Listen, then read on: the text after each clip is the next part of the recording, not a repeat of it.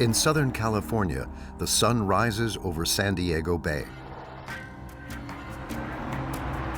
Next to a parkway, in this parking lot, 54-year-old Maria begins her day.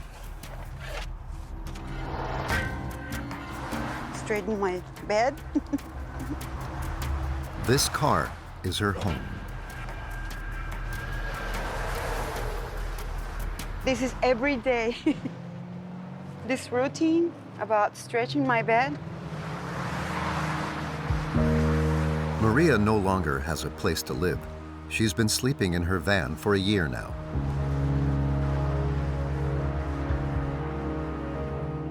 Looks pretty nice. You don't see, it doesn't seem that you live here, but you do. I have seen people with their cars so messy and things all over the place, and how can I go to work with my life like that? I mean, it has to have a little order, you know, because it's what we need to continue. It's not that perfect, but it's the way I want, and makes me feel better. Just like Maria, around 30 other people sleep overnight in their car in this free parking lot. Nevertheless, most of them work. They're security guards, Uber drivers, secretaries, or even computer technicians.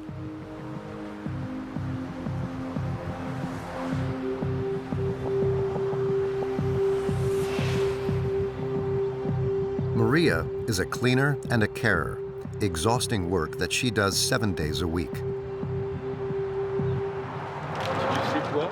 Yeah. Depends where my car is. If it's like this, I won't. Has to be flat, because my back hurts if it's like that. Or To provide some comfort for all these people, an organization has supplied them with a water point, portable toilets, and a small outdoor kitchen where Maria prepares her morning coffee before going to work. This kind of bulletproof coffee. It's very famous in the United States. Maria's fall from grace is a situation that affects thousands of other Americans. For a long time, she had everything she always wanted. She was married and lived in this beautiful house. But after 5 years of living together, her blissful marriage suddenly fell apart. He kind of dumped me. He said, okay, it didn't work, bye-bye. Okay, bye-bye, see you later. I said, what? No, I don't have a place, no home. I'm a homeless. No bed, no furniture, no house, so it's just my car. I have a seat here. And yeah, that's the way it is. Maria didn't get to keep a single thing. She preferred to leave everything to her ex-husband and turn over a brand new leaf. But over the last several years in California, the cost of rent has risen so much that her salary of 1,500 euros was not enough to afford an apartment. Ever since then, every morning before heading to work, she goes to this gym. She exercises for 45 minutes, but she mainly comes for another, rather urgent need. I had to take this decision because I had no place to shower. One time I didn't shower for a week. Feels terrible, let me tell you. You feel like a homeless, stinky. So I thought, what should I be doing? So I thought, oh, a gym. So I came here. Her membership costs her 40 euros a month, the cost of continuing a near normal life. Upon leaving the gym, no one would notice that Maria no longer has a house and that she sleeps in her car. I have a wonderful job because of that. Because if I don't shower, nobody's gonna hire me. I'm gonna be homeless. No car, no nothing. My world's gonna go drop, you know, and what am I gonna be doing? I'll be completely 100% homeless. Oh no, kill myself. Just kidding. Maria is just one of many middle-class American citizens who have, in recent years, fallen into poverty. Officially, America is great again. Since the 2008 crisis, the economy has never been stronger, a record-breaking growth. And unemployment has dropped to a historical low, less than 4%, an upturn for which Donald Trump has claimed all the credit. There has never been a better time to start living the American dream. But despite what the president affirms, the famous American dream is far from being achieved. In the United States, 40 million people are living below the poverty line, and millions of workers will go to great lengths to stay above it. To get money, are you familiar with plasma? You give, okay. I do that twice a week. Becoming homeless overnight is what these Americans fear most, because here, the system is not very kind to those short of cash. You better catch up real quick, or you're going to have a judgment of possession against you and get evicted. In some states, being late on your rent is no laughing matter. Sheriff's office. Here, one by one, tenants are evicted at gunpoint. Where am I gonna sleep? I can sleep in the hotel if I need to. For these Americans on the verge of ruin, seeking medical treatment can cost a fortune. It's hard to eat and take your medicine too, because you may not get one or the other. So some people are standing up in solidarity, making sure they're taken care of free of charge in field hospitals, not unlike those found in a country at war, an insight into the lives of those who cannot scrape a living in the heart of destitute America.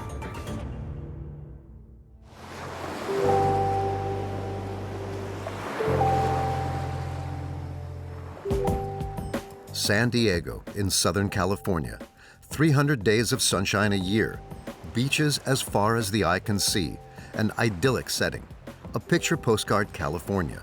San Diego is also one of the most dynamic cities in the country. Here, unemployment is practically non-existent.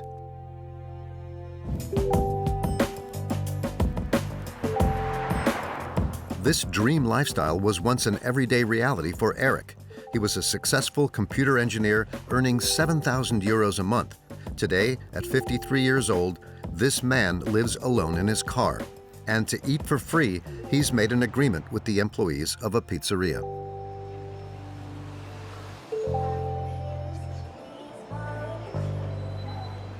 Hello. How are you today? Good, and you? Good. Here to pick up the census. Yep. I got them for you. Thank you. What do you take here? These are the slices that they have in their display that they have them for too long, then they put them in the fridge for me so that they donate them. Here we go, 2 boxes. Eric comes every evening to pick up some pizza. Well, thank you very much. Very much appreciate it. Okay, bye-bye. He's going to share these unsold slices with other victims of poverty, because for a year and a half, Eric has been sleeping in this parking lot, the one where Maria, the cleaner, also lives. With his pizza, he makes his neighbors very happy. There's a lot. Like Lorella, a 55-year-old Uber driver. Looks good. You're hungry? Yeah, we're hungry. Did you eat today? No. No? No, I had to drive all day today. In his former life, Eric also worked a lot, 50 hours a week. But 4 years ago, he suffered a burnout, as well as a series of health problems, including problems with his heart. He could not work and received unemployment benefits for 6 months, and then nothing at all. I thought I could handle it. I thought I would get better, but it took a toll. And after several years of just dealing with doctors and burning through my savings, I ended up basically burning through everything and couldn't afford to stay in an apartment any longer. Eric is trying to pick himself up. Nowadays, he's doing temporary work and is saving up to be able to rent an apartment. After her long day at work, Maria is back. You tired? Yeah. Yeah.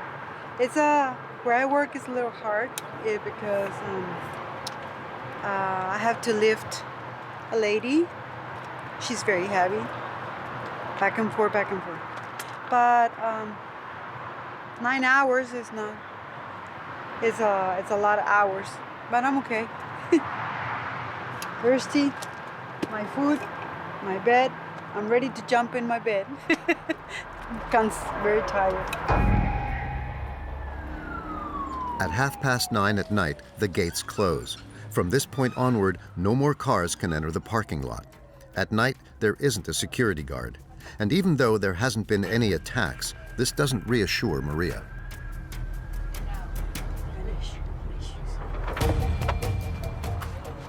I close the door, put the windows down, like this much, and put the alarm. If somebody's trying to break in, I will know. I got my pepper spray. And I have my cutter. Somebody's trying to break in, psh, spray. Yeah, because you never know. That's it. A few meters away, Eric is getting ready to spend another night in his car, even though the passenger compartment is full to the brim. The former computer engineer will sleep sitting behind the wheel, certainly far from the comforts of his old life. And one thing that I've really found out about this is that, the typical stereotype of, the homeless person being lazy and not wanting to work or being a drug addict.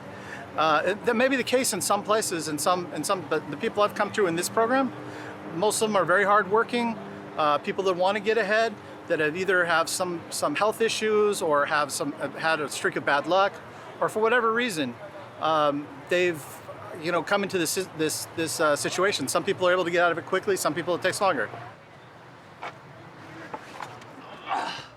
California is a state of stark contrasts. Despite being the 6th largest economy in the world, more and more of its workers can no longer afford somewhere to live. But there is another state where the system is even more unforgiving.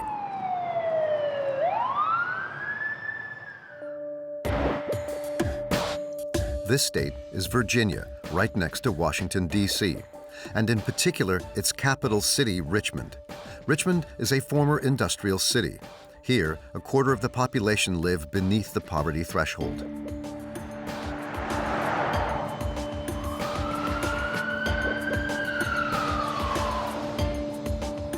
Richmond also holds an unfortunate record. This city has one of the highest rates of eviction in the United States. There are 3,000 evictions per year. That's 25 times more than in Paris.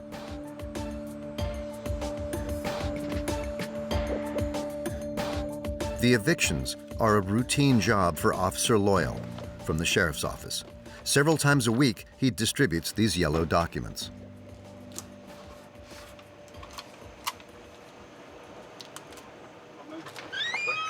Hey, how are you? Does Candace live here? Okay. This was a notice that I've placed on your door. It's an eviction notice. You need to get in touch with the the manager here, if you feel that's incorrect, but we set an eviction for August the 7th at 9 o'clock. Yeah, I talked to her already. Okay, thank you, ma'am.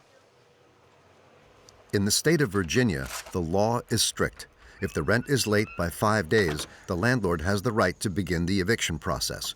A few weeks later, the tenant receives a notice on their door.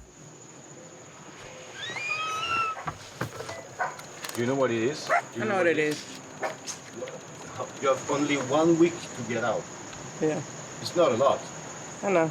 Well, we'll figure it out. I already know what. Sometimes, carried away by his own enthusiasm, Officer Loyal is not always accurate. Individual's name. Hey, how are you? Are you No. Does she live here? No, this is out me. It's me. This woman, who has nothing to feel guilty about, got away with nothing more than a fright. I'm sorry, ma'am. We're at the wrong apartment. Thank you. The threatened tenants have 1 week to settle their debts. Otherwise, they face eviction by force.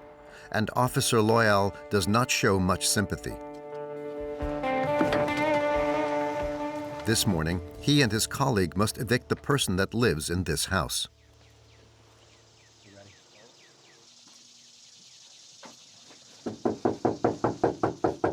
Sheriff's office! And just like arresting a dangerous criminal, Sheriff's office! they enter the home armed with guns. Take back. Okay. Sheriff's office! Right now, the tenant is not at home, and clearly, he's not had time to vacate the premises. Mr. Chenault, you're okay to change the locks out. As for the landlord, he immediately reclaims his property. On average in France, it takes 1.5 years to evict someone, whilst here, it happens in almost an instant. In less than 2 months, everything is settled. Check everything? I'm checking the windows now. Why? To make sure the house is secure. The tenant has just arrived and is in shock. She had been renting the house for 7 years. A single mother to a grown-up daughter, she works, but has frequently struggled to make ends meet. She can only pick up her belongings the next day, otherwise everything will go to the junkyard at her expense. I've been here for 7 years. You know, I don't watch. It's just going to be easier on you, like the vehicle that's in the backyard or whatever. If you have it removed, because if he has a tow company remove it, then that's an added expense that you'd be looking at. Yeah, that's fine. I mean, that's fine. Do you think all this is a little bit harsh? Do I think it's harsh? No, he got to do what he got to do, and I got to do what I got to do. And where are you going to sleep? Where am I going to sleep? Yeah. I can sleep in the hotel if I need to. The hotel? Yeah, I can. Yeah. Thank you so much. Have a good day. She's thrown out on the streets with no room for negotiation. This is the only way to make the tenant move? That's up to her, if that's the only way. She said she would move before this. Didn't move. Maybe she had nowhere to go. You know, she never did say that to me.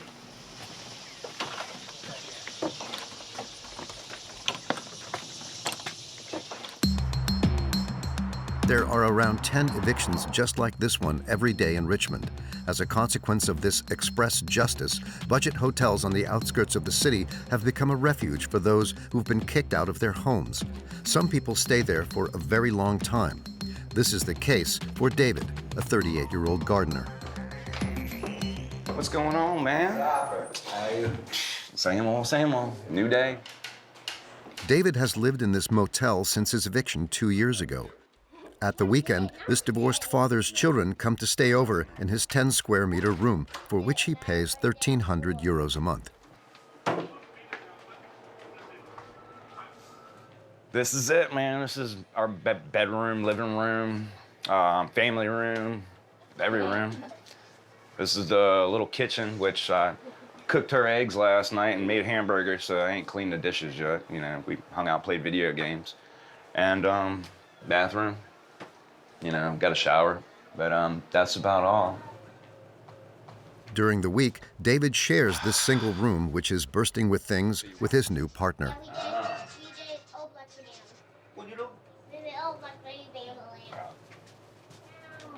Is it not too hard to live for 2 years here? Oh man, I'm like cramped, you know, like obviously if you put 2 people in the same room for a long enough time, you're gonna bump heads and have arguments and stuff. His girlfriend has a stable job in the insurance business.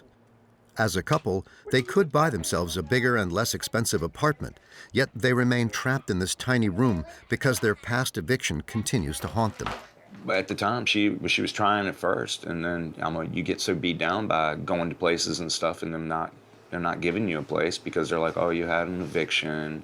It's shows that you didn't pay this like 2 months or something like that, and it definitely was detrimental to it. You know, there was no way of getting anywhere. It is almost unthinkable in Europe. But here, landlords are able to access the past of bad tenants with a few simple clicks. A systematic surveillance that has been denounced by Martin Vegbright, a lawyer and defense attorney for tenants.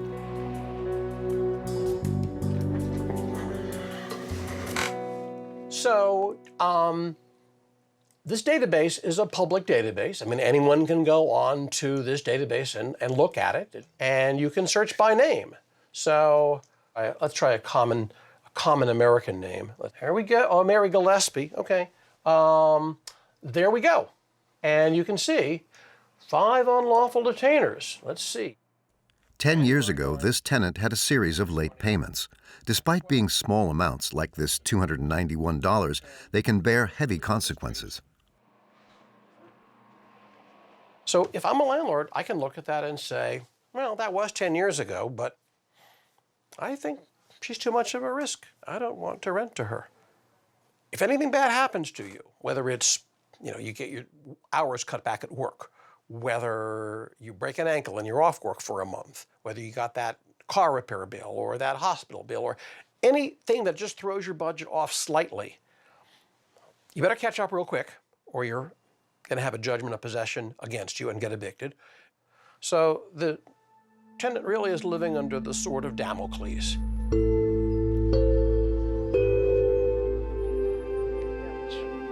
With such a system, it's difficult to imagine how David could one day leave his motel and buy himself an apartment in which he could properly house his children.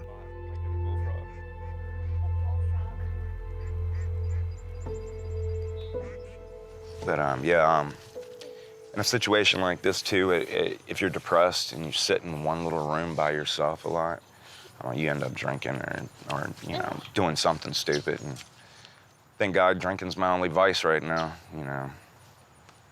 But trying to be a decent person, a good dad.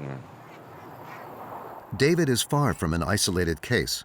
6,300 people are evicted throughout America each day.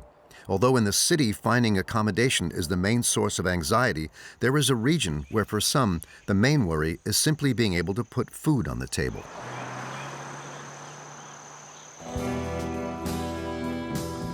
Welcome to rural America, the Appalachia, in the eastern part of the country, a mountainous region.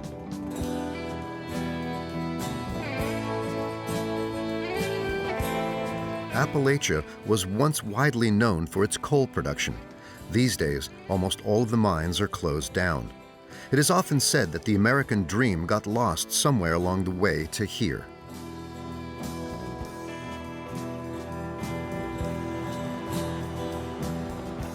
The Appalachian region, with a predominantly white population, is where the poorest counties in the country are found.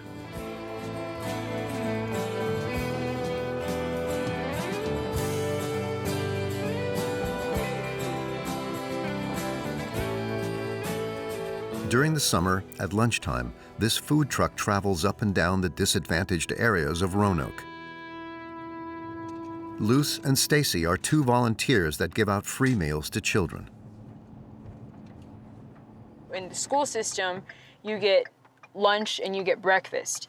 So a lot of families depend on that lunch or breakfast that they don't necessarily have to buy, if that makes sense. Because the school system will provide it for them. But in the summer, from June to mid-August, there's no school. So then where are those meals coming from? So that's where we kind of step in. They serve up to 200 meals a day, and every time they arrive, they are eagerly awaited. Hey, girl.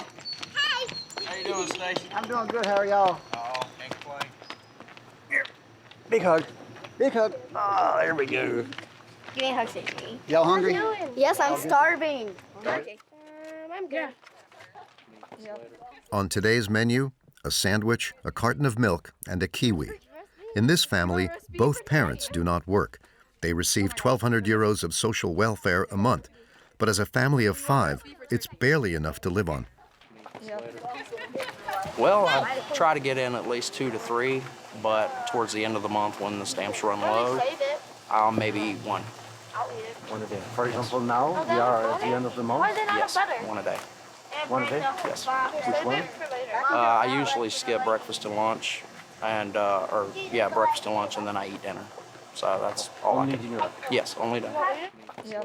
Being poor to the point of starving yourself. See you tomorrow. See you tomorrow, Stacy. Bye. Au revoir. You too. This reality is nothing new in the Appalachian region. In 1964, during his election campaign, President Johnson visited Appalachia. He was horrified by this poverty. Once elected, he launched a master plan to put an end to poverty.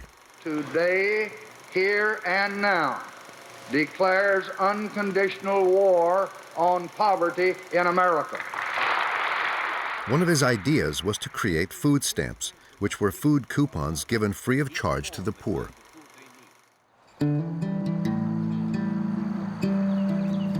Still, to this day, the government distributes these food stamps to 40 million American people. In this mobile home park in the heart of the Appalachia, the majority of families benefit from this food aid. With the American flag hanging from the front steps, this is the mobile home of 58-year-old Sirenia Collins. A former Marine, Sirenia no longer works, following a long-term illness. She receives a pension of 700 euros, so every day she tries to get by. Like I said, everything in here is given to me, basically. These were tables that were given to me. They were really ugly. So I'm in the process of painting them and making them a little personal. So that's another way of cutting costs. This is the Queen's chair. This is my chair, throne. Comfort. I love it. So it's just something that, actually, when I bought it, it was a big expense.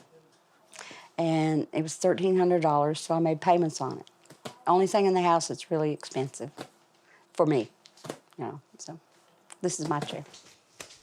And her financial difficulties have gotten worse since she started to accommodate her niece Jennifer, an unemployed single mother who has 3 children to take care of. Leah, Lindsay, and Jaden. Fortunately, Jennifer receives food stamps. Every month on the first day, according to how many kids you have and your income, they put, you know, so much on there. And I get, every month on the first, I'll get like $640. Just to buy food? Just for food, yeah. 560 euros a month to feed 5 people. A tight budget. Before going shopping, the 2 women check the balance on their card. Your SNAP balance is $62.38. Sirenia and Jennifer can spend their food coupons in any supermarket, like this discount store where they regularly go.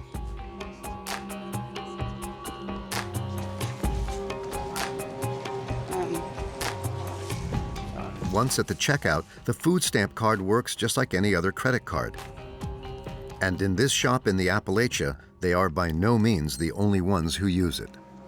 How many people pay with food stamps here? Probably half the people that come in here. Mm-hmm.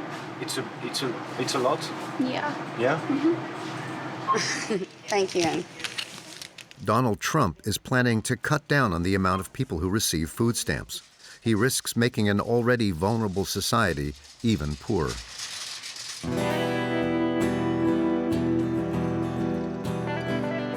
But ironically, here they voted 80% in favor of him, and their support for him continues. To earn a little extra money, Sirenia does some household tasks for her neighbors. For a few dollars, she also cuts James's hair, who works in the mine. He is a loyal follower of Donald Trump.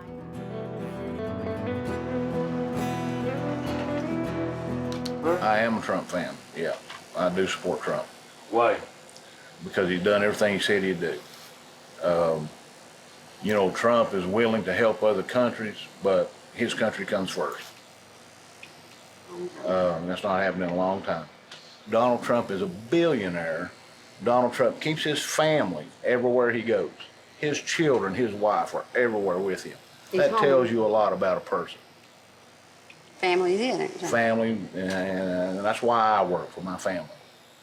It's been in the last so many years, maybe 30 years, that there's not been jobs. Now there is. Our unemployment rate is way down. Really? Yeah. Really. Right now, it's, yeah. Theoretically, every person in the USA can have a job. Isn't that what they told us? There is a job for every person with the numbers. So if people want to work, they can find a job. Their unwavering support is somewhat difficult to understand. because since his election, the daily life of individuals in the Appalachia has not improved. Poverty is ever present and has led to some strange occurrences.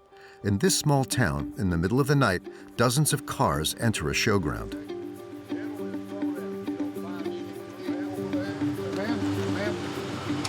Pull right over here, right now. If you'll turn right here. Sold out, okay? I suggest that you be back here about 3 or 4 o'clock. Well, it kind of trips you out because it makes you think it's like everybody's lining up like you're going to a concert and you get there just to keep your teeth drilled on or something, you know? Actually, these people are arriving by the hundreds quite simply to see a doctor, because every year here for a weekend, all you're gonna get in this line is medical only. a nonprofit organization arranges free consultations. Oh, there is the huge need. A lot of their families in this area are the working class families. They're struggling to choose between paying for medicine that can save their life or, you know, groceries for the week. So it's a shame to have to do it this way, but you got to take care of your people. And these are our people, and this is the way we take care of our people. We made it through it. Even though the healthcare system improved with Barack Obama, 28 million Americans still do not have any health insurance. Medical services for you. Serenia also does not want to miss the event. She spent 2 hours on the bus to come and camp here, but during the night, a heavy thunderstorm broke out. Good morning. We've had an adventure. We had a flood, literally a flood. It came really dark over, and next thing you know, we've got a gully washer down through here. Nothing, everything in there is soaked. Blankets, everything. And no sleep last night. Serenia has arrived with all her family, her niece Jennifer and her 3 children. They all need to see the dentist. But medical fees in the United States are the most expensive in the world, beyond the budget for a large section of the population. So staying up all night does not bother them. But I mean, you struggle to have medical assistance. Yeah, it's not easy. Not easy. But you have to do it. Absolutely. The alternative is not a good thing. So, have to. The family arrived the night before because here the rule is first come, first served. At 6 o'clock in the morning, the doors open. They announce the running order. 125, 127. Somebody's sound asleep in the car, ain't they? 128. So next time we'll call in groups of 20 again, all right? Once inside, these patients discover a full-scale field hospital. A scene that resembles more that of a humanitarian disaster. And yet, it's really just modern-day America. Here, people are treated in turn by a horde of volunteers, nurses, family doctors, but also specialists who are able to care for more complicated illnesses. The most remarkable part takes place in this sports hall, transformed into a gigantic dentist office. All day long, 60 dentists descale, drill, fill, and remove teeth by the dozen. A daunting sight for some.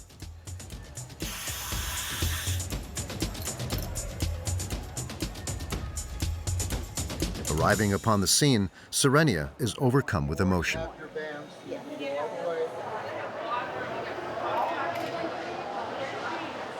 It's beautiful. All the people volunteering, and so many people getting help that need it. Before my sister passed away, she had all of her teeth taken out, and she didn't have any teeth to replace them with. And she was younger than I am now, and she was my older sister, so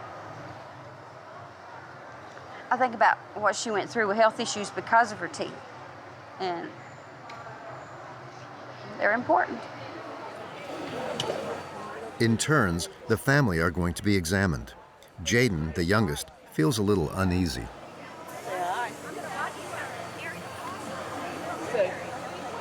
I want you to brush, even if it's when you come home from school, you gotta get 2 times, and if you can get 3, that's really good. Okay? All right. In a situation like this, prevention is the main goal of these dentists. All has gone well for Jaden. He's eligible for a simple routine checkup. But for Serenia, the medical care that lies ahead is trickier. She's already missing 5 molars and is worried that they'll remove a 6th one that is extremely damaged. After 3 hours of waiting, it's her turn to go up. It feels great. No. Ma'am, are you ready? I think. Ready or not, right? Sir. All right, I'll take you this way. Oh my God. A young student about to complete his university degree is going to take care of her. Before treating Serenia, he's already had time to familiarize himself with the job. He spent his morning extracting teeth. Did you extract today? Have you extracted? I've extracted about 15 teeth today. 15? Yep, myself, yeah. So. It's a lot? Yeah. Pretty good day. Yeah, it's a pretty good day, yeah. He will spend 15 minutes removing Serenia's tooth, his 16th of the day.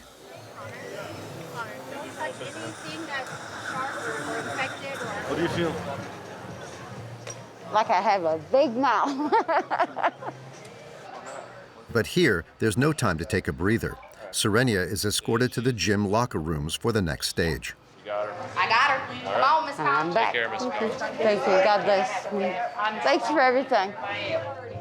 A dental prosthesis studio, which, like the rest, is led by volunteers and funded by donations. Lips, relax. Relax. No, lay your head back. Just relax your lips. Relax. In this room, they take the dental impressions. And in the room next door, a new set of teeth is created in less than 2 hours. Serenia's new smile is ready.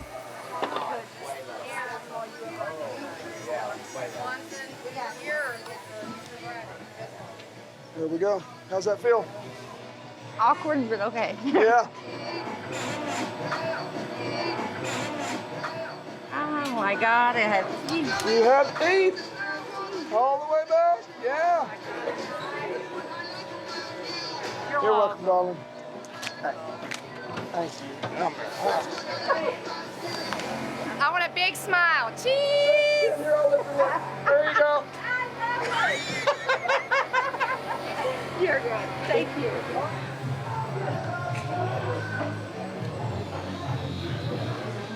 You know that I can smile and feel it. That's what I want. That's what I need. Yes. What happened? I got teeth. Did you got the same thing I got? No, they put new teeth in. Love you. If the family had paid for all this treatment, they would have had to spend over $3,000. In the United States, there are still some American citizens that are personally taking action to give aid to the poor.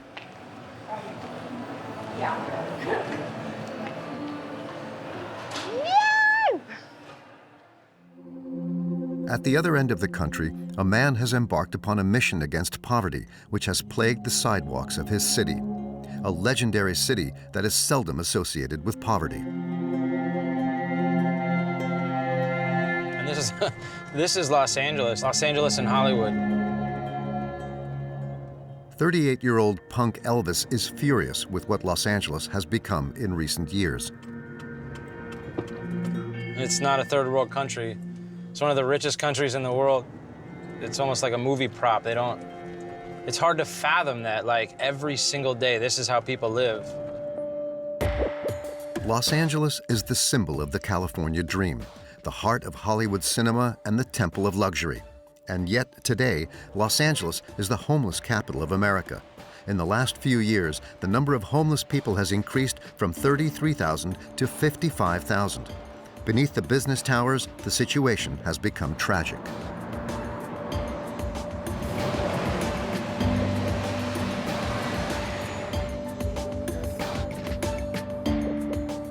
When I was a kid and lived here, it was nothing like it is now. I left for almost 2 decades, and I came back a few years ago, and it just blows my mind. It's just going to increase because every month the cost of everything keeps going up. There's no regulation, so apartment owners and landlords can raise the money, the rent, whenever they like, but nobody's paychecks are getting bigger. Outraged by the situation of these homeless people, Elvis gave up his job as a sales assistant. He lives on the salary of his partner, Leah, who works at the university. In this way, Elvis can devote all his time to helping the homeless. A little further from downtown, a woman has moved in beneath this bridge. Elvis and Leah regularly pay her a visit.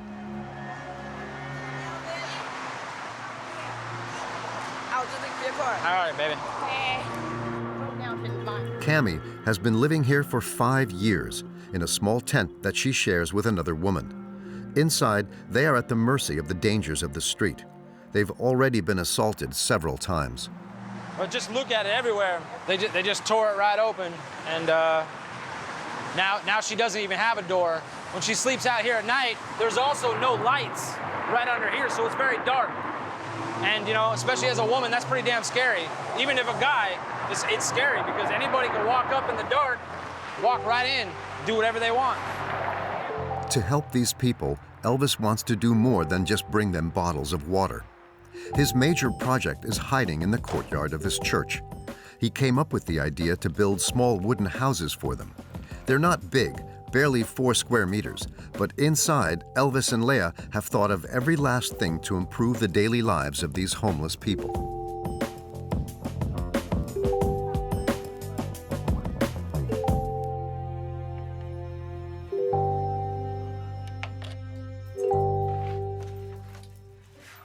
Window alarms? Yes. So what does it mean?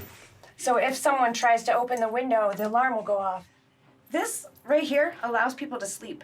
When people sleep, they can think, they can do better. They feel better, they want better. The house is also equipped with a fire alarm, a light, and a phone charger, all of which is powered by a solar panel.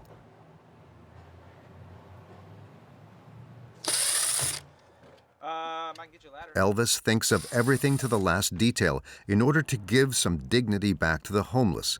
He even assigns them an address. They're obviously not going to be recognized by the post office or something like that, but it's really just psychological. You know, my apartment has an address. I'm sure your place has an address. That's the ultimate goal. Most of the people, anyone that's homeless is treated like garbage. You know, once you have that title, you're screwed, because people look at you like a monster, or, like someone bad, or you chose to be there, or you're crazy, or and it's most of the time it's not the case. And so the little, it's so easy to dehumanize people, but the little tiny things, it's so easy to bring that back to a person. Each cabin costs 1,000 euros, financed entirely by donations collected on the internet. But his generous initiative is illegal. The mayor of Los Angeles has banned him from installing his cabins on the sidewalks of the city. Elvis doesn't care.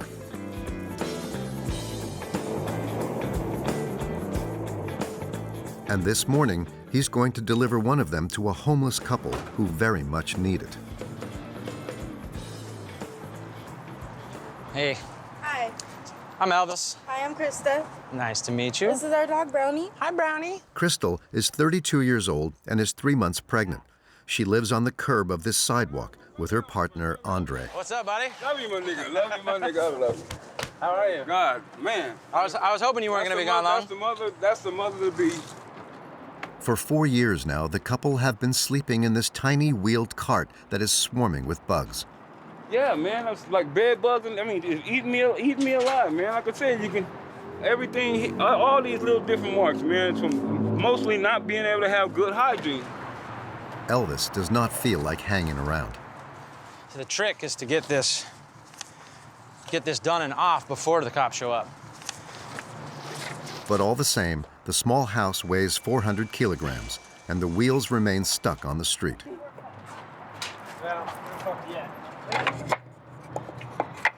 Here, yep, all we gotta do is... A neighbor and another homeless person from the neighborhood come to lend him a helping hand. Nice, thank you. I'm starting to bring them back out, man. And as soon as the home is set up, Other homeless people are begging him for a small I'll be house. back. I have a couple more almost ready to go. So, thank you, thank you. Thanks. Much appreciated. He's like, I'm gonna get a house. No more living in a tent. Yay! But his project does not quite make everyone happy. Why don't you go back in your house and enjoy the air conditioning?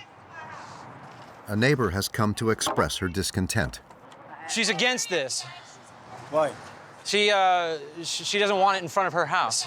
She's calling the police, and so we need to hurry along, and we'll pray that they are allowed to keep their house. This is how it goes in Los Angeles. Yeah. Man. Praise God. I thank you. Good luck to both of you. Congratulations.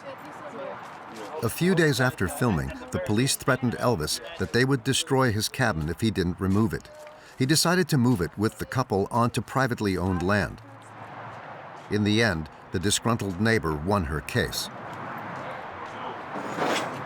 But some people are trying to fight the snubbing of the homeless people in fascinating ways. Yes, sir. Very much so.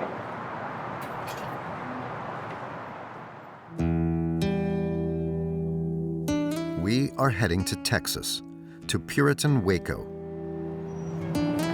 This city has around 50 churches for its 120,000 residents.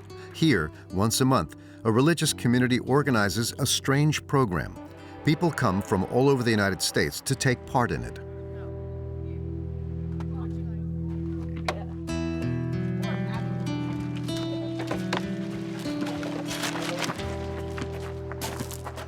Do you know what's going to happen for you? Not really. No? No idea. A little bit. What? What do you know? We're gonna be homeless. For 24 hours, these high school students are going to live, eat, and sleep like the homeless. Much like 20 or so other participants, all from middle-class backgrounds. Each person has paid 60 euros to take part in this project. Janet Durrell came up with the idea 25 years ago. The wife of a minister, she's already accepted 30,000 people to take part in this astonishing role-play challenge. The goal is to create compassionate care for humanity and poverty. Everybody can get the American dream, but when you're trapped in poverty and the cycles of poverty, you have to have an advocate to get you out. Ladies, you have 15 minutes to shop. According to Janet, in order to truly experience the life of a homeless person, you have to start by looking like them. In this second-hand clothes store, the participants are encouraged to dress like them. Homeless clothes? I don't know. I don't know what homeless people wear. Probably gonna wear these though. You're looking for cool clothes. Yeah, there's a bunch of dashers over there. You're supposed to be homeless. Yeah, but I'm a fashionable homeless. Jeans and these little boots. But I think that they'll keep the mosquitoes off of my ankles, so I'm happy about that. For the moment, it's not too demanding, but it is going to get more complicated with the second stage, sleeping out in the open. Not in the streets, but safely in this fenced yard. However, 53-year-old mother Marta is slightly concerned. I'm scared of bugs. I'm scared of bugs. She thought long and hard before signing up to the program. It was her husband who convinced her to take the plunge. It doesn't look like real homeless situation. Right, yes. It doesn't smell like poop. It doesn't smell like urine. There's not rats running everywhere. Yeah, no. This is definitely luxury homelessness. Yeah, for sure. A fact that is a comfort nevertheless, and it won't be a very long night. Good morning, everyone. At 6 o'clock in the morning, Janet Durrell gives everyone a wake-up call, and they don't look particularly well rested. Come on, Martha.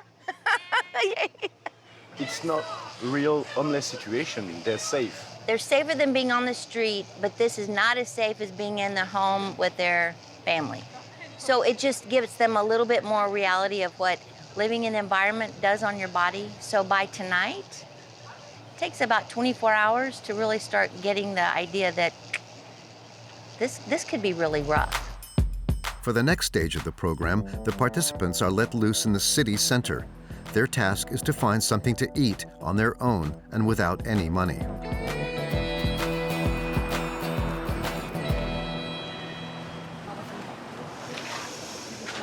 You can smell the food. Yeah. So, should I ask this guy?